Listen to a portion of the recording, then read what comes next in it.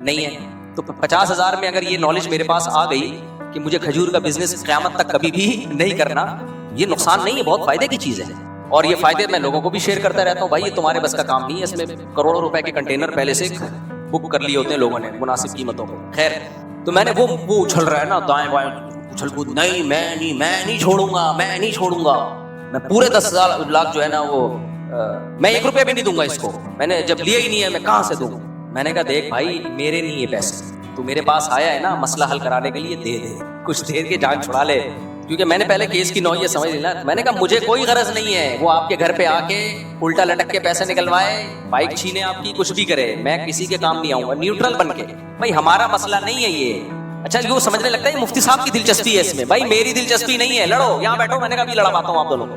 اگر پسٹل چاہیے گارڈوں سے لے کے رائفلیں دیتا ہوں، مار دو ایک دوسرے کو، مجھے کچھ بھی نہیں ہے. نہ تم میرے چاچے لگتے ہو نہ تم میرے مامے لگتے ہو. یہ سالس کو چاہیے بتائے کہ میرا کوئی انٹرسٹ نہیں ہے بھائی اس میں، آپ کے فائدے کے لیے فی سبیل اللہ میں ایک ٹائم نکال رہا ہوں. یہ نہیں چھوڑے گا آپ کو. اکیلے میں بلا کے اس کو بولا یہ اس کا باپ بھی نکلوائے گا.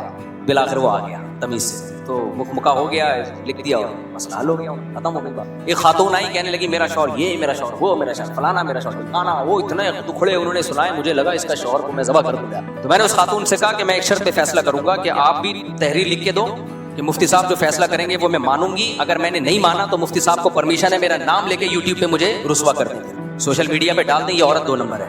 اور آپ کا شوہر بھی یہ لکھ کے دے کہ ہم نے فیصلہ مفتی طارق مسعود صاحب سے کروانا ہے، ہمیں ان پہ اعتماد ہے، اور انہوں نے جو فیصلہ کیا اگر میں نے نہیں مانا تو مفتی صاحب کو یہ رائٹ ہے کہ اپنے چینل پہ میرا نام اور تصویر ڈال کے بدنام کریں. یہ 2 نمبر آدمی ہے. سمجھ میں آ رہی ہے بات؟ کیونکہ ہوتا پتہ ہے کیا ہے، لوگ جاتے ہیں ایک سے فیصلہ کروایا، آپ کے فیور میں نہیں ہے دوسرے مفتی کے پاس چلے جائیں، اس کے فیور میں نہیں ہے تیسرے کے پاس چلے جائیں. پھر ہوتا یہ کہ جب کوئی پارٹی میں سے ایک سمجھ رہا ہوتا ہے میرا مجھے کہیں سے بھی فیور نہیں ملے، پھر کورٹ میں جاتا ہے وہ. تو جب میں نے یہ کہا نا میرا دماغ کھایا ہوا تھا نا، بار بار خاتون بھی اور وہ بندہ بھی بار بار میں نے کہا یہ لکھ کے دو، یک طرفہ بات سن کے میں کبھی فیصلہ نہیں کروں گا. میرا کوئی جھگڑا نہیں ہے آپ دونوں سے، لکھ کے دو. بچوں کا پھٹا چل رہا تھا مینٹیننس وغیرہ کا، تو وہ خاتون نے لکھ کے دے دیا. جب میں نے رابطہ کیا مرد سے تو پتا چلا خاتون نے کیس بھی کیا ہے کورٹ میں. اس مرد نے کہا پھر ٹھیک ہے میں لکھ کے دوں گا لیکن کورٹ سے کیس ختم کریں.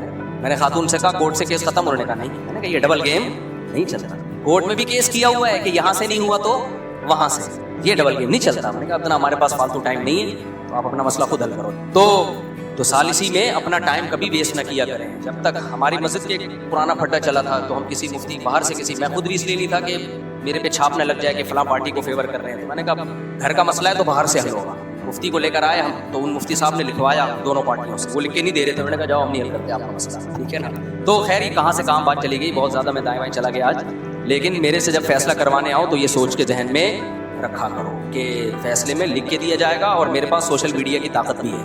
میں یہ بھی لکھواتا ہوں آج کل کہ اس فیصلے کو نہیں مانا نا تو پھر میں بتاؤں گا کہ کون غلط ہے. اور پھر اگر کسی نے دوسرے کو سوشل میڈیا پہ بدنام کرنے کی کوشش کی تو پھر میں اپنے چینل پہ اس کو بدنام کروں. دیکھو یہ میرے پاس آئے تھے، یہ فیصلہ کیا تھا، اور یہ کیونکہ لوگ ایک دوسرے کی عزتیں اچھال رہے ہوتے ہیں آج کل، خاص طور میاں بیوی کے جھگڑوں میں تو بہت. اور یاد رکھو قسم اٹھا کے کہہ سکتا ہوں کبھی بھی میاں بیوی کے جھگڑوں میں نا یک طرفہ بات سن کے فیصلہ نہ کیا ہو، چاہے کتنا آپ کو کوئی مظلوم لگ رہا ہو.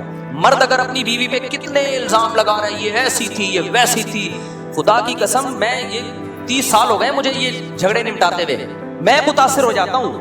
بعض دفعہ مرد آ کے ایسے ظلم کی داستانیں بیان کرتا ہے، یہ ہو گیا، مجھے لگتا ہے واقعی اس کے ساتھ بہت ظلم ہوا ہے، واقعی بہت ظلم ہوا ہے، اور اس کی بیوی بہت 2 نمبر ہے.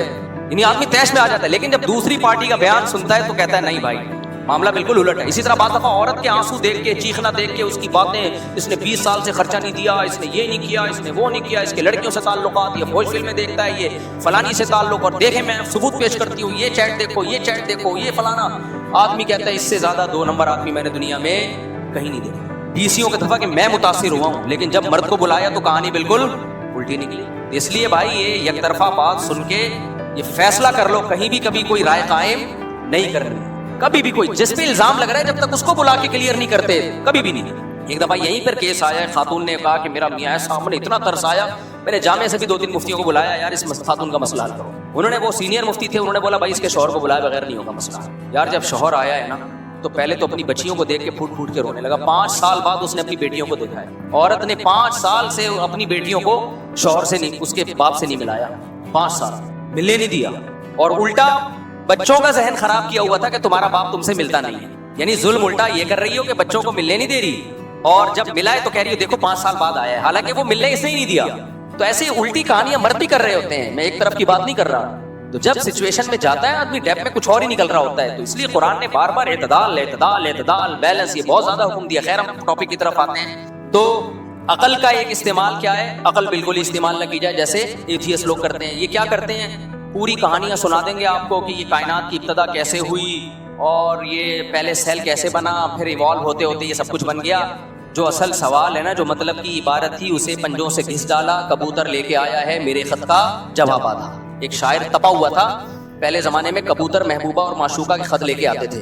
بہت عرصہ ہو گیا معشوقہ کا خط نہیں ملا اس کو، کوئی کئی سالوں کے بعد جا کے خط آیا تو یہ بڑا خوش کہ یار آج تو محبوبہ نے کئی سالوں کے بعد خط لکھا ہے. بڑی محبت کی باتیں کی ہوں گی تو اس میں لکھا ہوتا بھائی بعد السلام و تسلیم، عرض ہے کہ بہت عرصے سے آپ کی خیریت مطلوب، خداوند کریم سے خیریت مقصود وغیرہ وغیرہ کر کے جو محبت کی بات تھی نا، جو آنے والی تھی آئی لو یو، مجھے آپ سے محبت ہے، وہ کبوتر کے پنجوں سے گھس اور آخر میں لکھا تھا والسلام. تو اس کو غصہ آیا، جو مطلب کی عبارت تھی اسے پنجوں سے گھس ڈالا، کبوتر لے کے آیا ہے میرے خط کا جواب آدھا. تو یہ تپا ہوا شاعر تھا. ایک دن اس کے اپنی محبوبہ میں نظر پڑ گئی. اچھا جب نظر پڑتی تو آدھا نقاب نظر آتا ہے اس کو. تو اس کو یہ تب چڑھ رہی تھی یا تو جلوہ ہی نہ کراتی اپنا، نہ دیکھتے ہی نہیں ہم حسن ہے یا نہیں ہے تو ہم عاشق ہی نہ ہوتے، اور اگر جلوہ کرانا ہے تو تمیز سے پورا جلوہ کراؤ بھائی. تو یہ تپا ہوا شاعر ہے نا جو ہر چیز آدھی آدھی آ رہی ہے اس کے پاس. تو کہتا ہے کہ یہ کہتا ہے کہ لگتا ہے میرے محبوب کی ایک آنکھ غائب ہے، لگتا ہے میرے محبوب کی ایک آنکھ غائب ہے.